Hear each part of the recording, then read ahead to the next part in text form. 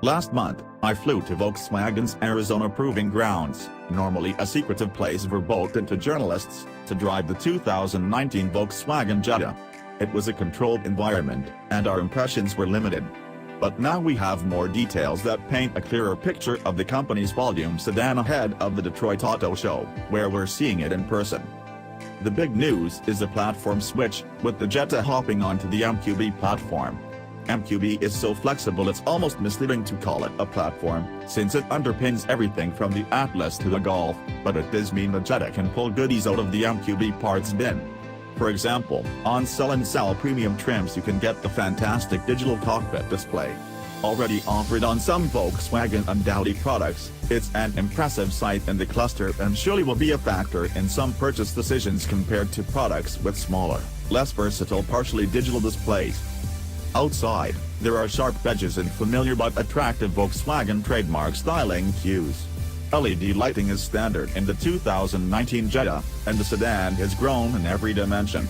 The wheelbase is 1.3 inches longer, and it's also wider and taller, although we don't have those dimensions yet. In person, the camouflaged Jetta didn't seem enormous despite a nicely roomy back seat, so don't worry that it's jumped the size category or anything. Its overhangs are indeed shorter, which is great.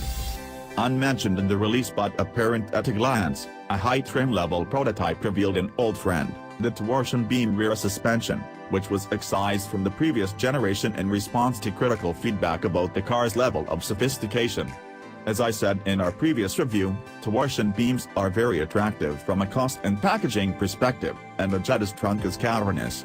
VW North American Engineering Chief Matthias Serb told us, in a characteristic moment of frankness, that VW's reliance on turbocharged engines means it's at a bit of a disadvantage in terms of per unit cost. Saving some money in an area that a typical commuter almost certainly won't notice isn't a terrible idea. Honestly. If this ends up on a future GLI, though, I reserve the right to complain. I was also told by a Volkswagen engineer on that trip that the company had gotten feedback from consumers that even the last-gen car, a very Americanized product for VW, rode too stiffly for many of them. So the 19 Jetta is softer still, and even less Teutonic. Speaking of turbo engines, the familiar 1.4-liter TSI engine is back. It's torquey, at 184 pounds-to-foot, although its horsepower rating, 147, is mild. It's relatively uninspired, if powerful enough to get the job done. The prototypes we drove were backed up by an 8-speed auto. I wouldn't describe the powertrain as sporty even with the ability to put it in sport mode. Somewhat surprisingly, there will still be a manual transmission offered. Even in Volkswagen products, one of the last bastions of the do-it-yourself gearbox, it must be a tough sell to justify federalizing a transmission that surely has a shrinking take rate.